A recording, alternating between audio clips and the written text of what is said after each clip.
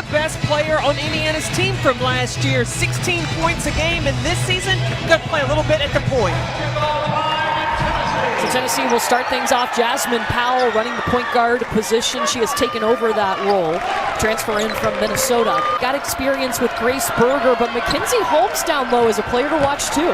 Well, this is a post player, Mackenzie Holmes, that has the ability, yes, to get it done in the paint, but she can step out, score as well, and right off the bat, we've got Grace Berger. I tell you, watch her. She was a scoring threat playing off the ball last year. Now she starts with the basketball at the point position. 5 again, no Jordan Horston available today, but she should be back soon. Jasmine Powell with the 3! Being that outside shooter, she's going to have to be able to knock down shots to open up the paint. Grace Berger coming off the screen from Holmes, decides to pull up, and even though she's running the point, she's not losing that scoring mentality. Yeah, Grace Berger, I think that she's on the lineup of Indiana that could be a WNBA draft pick. I think Berger could be that. In the WNBA, a prime position coaches and GMs are looking for are point guards. From her freshman, sophomore, junior, now in her senior season, the Lady Vols need her on the floor. Rebound into the hands of Jordan Walker. Powell with plenty of time for take 2. Nailed it. What an addition Jasmine Powell has been, really owning her role as the point guard after 3 seasons at Minnesota. Berger finds herself open, crushed it. We got a shootout. I know. In the introduction, there was a lot of smoke happening when they were introduced to the Lady Vols. Well, it's hot in here. It may be cold outside. Sarah Scalia comes out with the basketball. Also a transfer from Minnesota. Her, along with Jasmine Powell, were teammates last year for the Golden Gophers. Foul was called on Lily Meister, number 52 of Indiana. Kia Jackson. Shooting right over Sydney Parrish. How different is the personnel around Rakia Jackson here compared to Mississippi State when she played there? Length. Yeah. Yeah, it's just a much taller team. You ask her what was the difference between being in Knoxville and Starkville, what's the first thing she said? There's a mall. There's a mall. A girl wants to do some shopping. How about that take? Straight to the mall. Kelly Harper, how does she describe her? Smooth.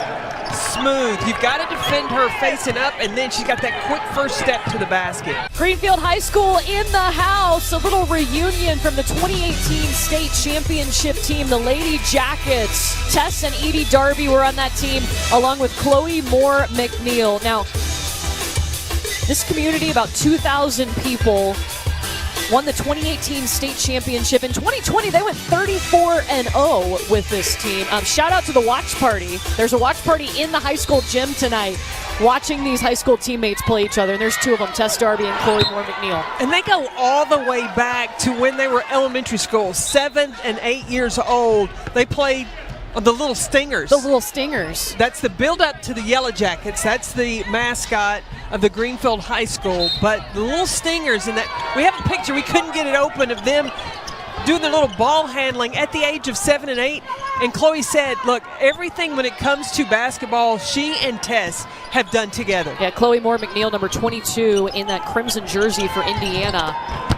Tess Darby matched up with her, number 21 in white for Tennessee. Yarden Garzone is a freshman out of Israel. We got the time to spend, pregame after their shoot-around with Yarden Garzone, and she was telling us, she was on 2 different professional teams playing overseas before she got to Indiana, so she came in with a lot of experience. But she did say defense was my focus last year to get ready to be an Indiana Hoosier.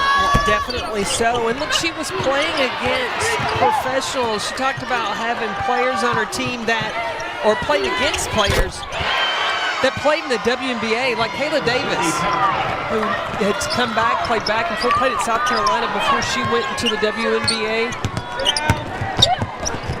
Rakia Jackson will kick to Marta Suarez. Jasmine Powell, top of the key.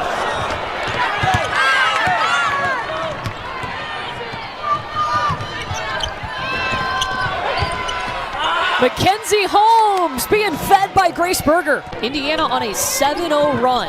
Tennessee hasn't scored in over 2 minutes and 33 seconds. Holmes from range. There's going to be a foul underneath the basket. Remember, Mackenzie Holmes, she is the center for Indiana. She took that three. They can play 4 out, 1 in, or they can play all 5 out with that spread motion offense. Now keep an eye on Sarah Scalia, number 14, coming off the screen. That's a 3-point shooter. Maybe not from that deep. Oh, yes, she is. Oh, okay. Oh, yeah. All right. He's calling for it. Jordan Walker off on the 3. And hold possession, no paint touch for Tennessee. Here's Scalia. Look how far out Tennessee's defense has to respect the shooters of Indiana. 8 seconds. There's that deep 3. Sydney Parrish was crashing the glass. It's a 9-0 run for the Hoosiers. Wow, the effort from Sydney Parrish. She is all over the glass right now. And Tennessee's got to call timeout. It's an 11-0 run for Indiana. I believe the Big Ten is putting the nation on notice, and you saw what Ohio State did in the opening game against Tennessee. Iowa was able to hold off Drake. Indiana's gotten off to a good start in their first 2 games, and they're looking really nice right here in Knoxville. Scalia. Berger. Oh, a layup for Indiana. They swing it around to Parrish for the deep 3. It won't go, but Indiana with all the momentum in this first quarter.